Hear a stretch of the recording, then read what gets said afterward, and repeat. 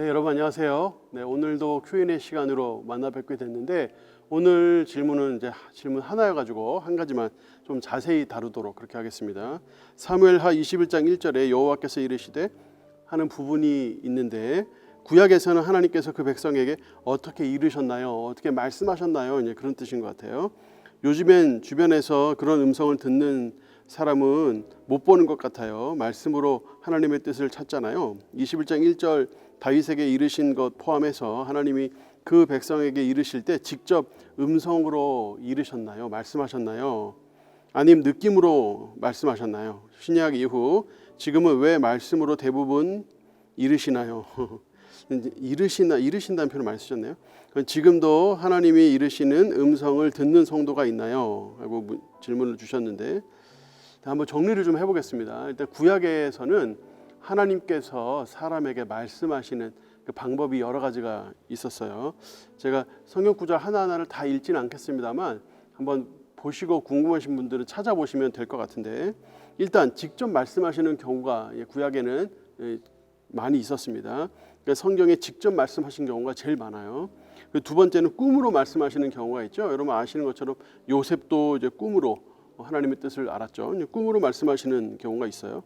또 세 번째로 기록된 말씀으로 말씀하시는 경우도 있습니다. 이게 다니엘서에 보면 그 다니엘이 예레미야가 이미 그 전에 기록된 말씀을 통해서 하나님의 뜻을 찾잖아요. 그렇게 기록된 말씀으로 하나님의 음성을 듣는 경우가 있었고 또 아주 예외적이긴 합니다만 동물을 통해서 말씀하신 경우가 있었습니다. 우리 전에 질문으로도 잠깐 다뤘었는데 이제 당나귀를 통해서 나귀를 통해서 말씀하시는 장면이 있었죠. 또 천사가 나타나서 말씀하시는 경우도 있고요. 또 선지자를 통해서 말씀하시는 경우도 있습니다. 그래서 사무엘이라든가 또 다른 여러 선지자를 통해서 말씀하시는 경우가 성경에 많이 있고 또 환경을 통해서 어쩔 수 없이 그 길로 가야 될 수밖에 없는 이런 환경을 통해서 하나님 말씀하시는 경우가 있었죠. 신약으로 넘어오면 조금 하나님께서 말씀하시는 경향이 좀 달라집니다. 일단 예수의 영, 성령의 인도를 받는 그런 장면들이 신약에는 많이 나와요. 그리고 또 환상을 통해서 말씀하시는 경우도 있고요. 그래서 예를 들어 바울이 빌립보 쪽으로 마게도냐 쪽으로 가기 전에 이제 환상을 통해서 그쪽으로 가라고 말씀하시는 경우가 있고요. 또 천사가 나타나서 말씀하시는 경우도 있습니다. 예수님의 아버지 요셉도 꿈을 통해서 또 천사를 통해서 이렇게 음성을 듣기도 했고 또 이 베드로도 천사를 통해서 하나님의 말씀을 듣기도 했죠. 하지만 가장 많이 나오는 것은 기록된 말씀입니다. 그래서 디모데후서 3장 16절 우리가 잘 압니다만 모든 성경은 하나님의 감동으로 되었기 때문에 그 하나님의 감동으로 된 말씀을 통하여 교훈과 책망과 바르게 함과 의로 교육을 하신다 이런 말씀이 나와요. 이때 당시 특별히 구약 당시에는 하나님의 말씀이 기록되지 않았거나 또는 기록되었다 하더라도 또 여러 사람들이 한꺼번에 같이 볼 수 없는 세상이었다 하는 것을 염두에 둘 필요가 있습니다. 그러니까 기록된 말씀이 있었으나 예외적으로 몇 사람만 볼 수 있었고 워낙에 당시에는 종이도 비쌌고 또 보편적이지 않았기 때문에 많은 사람들이 한꺼번에 보기는 힘들었어요. 그러다 보니까 하나님께서 말씀하실 때 이와 같이 비교적 초자연적인 방법을 사용해서 말씀하시는 경우들이 많았죠. 그래서 이런 부분들을 우리가 기억을 해야 됩니다. 또 신약에도 마찬가지거든요. 신약도 보면 신약 성경이 완료되기 전이었기 때문에 구약 말씀을 통해서 하나님의 말씀을 듣는 경우가 생기고 또 성령의 어떤 감동을 통하여 하나님의 영, 성령을 통해서 말씀하시는 경우들도 많았다. 하지만 지금은 성경이 다 완료가 되었기 때문에 하나님께서 우리에게 또는 여러 가지 방법으로 말씀을 하셔도 반드시 성경을 통해서 검증하는 것이 옳다 하는 것을 우리가 좀 기억할 필요가 있겠습니다. 그럼 오늘날 요즘 같은 시대에는 하나님 어떻게 말씀하시는가? 단연 가장 많이 말씀하시는 방법은 성경 말씀입니다. 성경 말씀은 이미 기록된 말씀이기 때문에 오해의 여지가 적습니다. 하나님께서 우리에게 음성으로 말씀하실 때 우리가 잘 알잖아요. 사람과 사람의 음성으로 서로 이야기할 때 말하는 사람의 의도가 있고 듣는 사람이 또 다르게 들을 수 있고 말한 그 내용 자체에 이런 여러 가지 변수들이 있습니다. 그래서 몇 사람만 넘어가면 말이 왜곡이 생기거나 잘못 이해되거나 또는 부풀려지거나 또는 축소되거나 이런 경우들은 많잖아요. 그러니까 하나님께서 음성으로 말씀하시는 것이 신기하고 또 참 좋은 일이긴 하지만 그것이 완벽하다고 볼 수 없어요. 그래서 우리는 일단 하나님께서는 우리에게 성경 말씀을 통해서 우리에게 그 뜻을 알려주기를 기뻐하신다 하는 사실을 기억할 필요가 있고, 두 번째 방법은 성령님을 통해서 우리에게 말씀을 하십니다. 기도라든가 예배라든가 또는 내 안에 내적인 음성을 통해서 말씀하시는 경우도 있어요.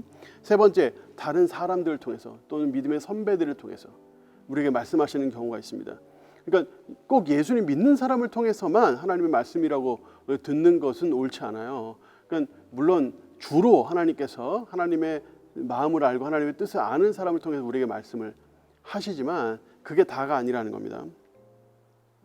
여러 사람을 통해서 말씀하실 수 있다. 네 번째는 환경을 통해서 말씀하실 수 있다.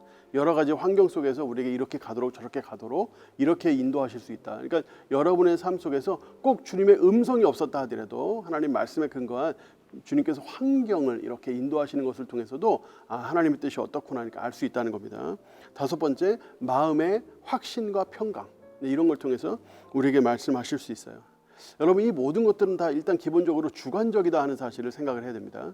그러니까 주관적으로, 그래서 해석에 따라서 하나님의 뜻이 달라질 수 있다 하는 것이고요. 그래서 최대한 우리가 객관적인 하나님 말씀을 통해서 이것이 하나님의 뜻인지 아닌지 점검하는 과정이 반드시 필요하다 하는 겁니다. 우리가 꿈을 꿀 수 있고요. 주님께서 꿈으로 말씀하시는 경우도 있고요. 또는 환상을 보여주실 수도 있고요. 또 여러 가지 초자연적인 방법을 통해서 우리에게 말씀하실 수 있어요. 그런데 여러분 기억하세요. 그 모든 것이 말씀보다 우선할 수 없습니다. 하나님의 말씀에 근거해서 그것이 반드시 점검되고 확인되어야 한다는 것을 여러분 꼭 기억하셔야 돼요. 간혹 가다가 어떤 사람들이 하나님의 직통 계시를 받는다고 주장하는 분들이 있어요. 대체로 하나님의 직통 계시를 주장하는 사람들은 우리가 조심해야 됩니다. 왜냐하면 하나님 말씀보다 더 우선적으로 그 어떤 자신의 주관적인 경험을 우리에게 주장할 수 있거든요. 여러분들이 이거를 꼭 잊지 않으셨으면 좋겠는데, 하나님의 음성을 듣는 것은 성경적인 방법이 맞긴 맞아요. 그러니까 사도들도 선지자들도 다 하나님의 음성을 들어서 그 뜻대로 살았죠. 근데 여러분 꼭 기억하셔야 되는 것이, 그들이 가지고 있는 성령의 충만, 그들이 느꼈던 그 세상 속에서의 어떤 성령의 일하심은 지금과 다르다는 겁니다.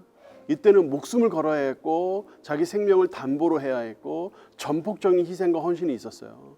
그러니까 그런 사람에게 임하는 성령의 어떤 특별한 역사하심은 지금 현재와 100% 같을 수는 없다는 겁니다. 그들의 성령의 충만과 우리의 성령의 충만은 다를 수밖에 없고, 그들이 성경을 기록할 정도로 하나님의 전폭적인 감동, 이와 같은 것들이 지금 현 세대와 같다고 말할 수는 없어요. 물론 동일한 하나님이 일하시지만 받는 사람이 다르고 받는 사람의 그 은혜의 그릇이 다르고 상황이 다릅니다. 그렇기 때문에 그때의 상황과 지금의 상황이 같다고 볼 수 없어요. 그래서 하나님의 음성을 내가 듣고 있다라고 얘기하는 사람들에게 쉽게 현혹되어서는 안 됩니다. 물론 그런 사람이 있을 수 있어요. 근데 그런 사람들을 통해서도 반드시 기록된 하나님 말씀을 통해 점검받아야 된다 하는 것이고요. 그리고 한 사람 말만 들으면 안 되고 여러 사람의 이야기를 함께 들을 필요도 있어요.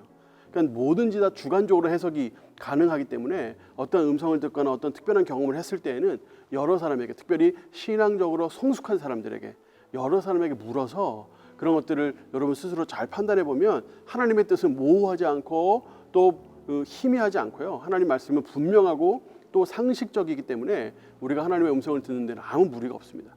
여러분 이걸 기억하셔서 하나님의 음성 듣는데 좀 헷갈리지 않으셨으면 좋겠어요. 그래서 저는 이렇게 말씀드리고 싶어요. 내가 하나님의 말씀을 들었어, 이렇게 말씀하는 것은 사실 좋지 못해요. 우리가 하나님의 말씀을 들을 수 있지만 잘못 들을 수 있고 실수할 수 있기 때문에 우리가 하나님의 말씀을 들었어라고 말하면서 하나님 말씀을 막 여기저기 자기가 들은 말씀을 막 이야기를 하는데, 그게 내가 잘못 이해했거나 또는 실수했다면 어떻게 되겠어요? 하나님의 영광을 가리게 된다고요. 그러니까 그런 식으로 말씀하시는 것보다는 하나님께서 내게 이렇게 지도하시고 인도해 주시는 것 같아서 하나님의 말씀과 또 여러 사람의 말들을 통해서 이것이 하나님의 뜻이라고 생각해서 이렇게 가고 있어, 이렇게 설명을 하셔야 돼요. 그래서 그런 식으로 하나님의 음성을 들을 때에는 주의하셔서 하시면 좋겠고, 그렇다고 해서 하나님의 음성을 듣는 것이 불가능하다, 지금 현대 시대에서는 주님께서 우리에게 말씀하지 않는다, 이렇게는 생각하지 않으셨으면 좋겠어요.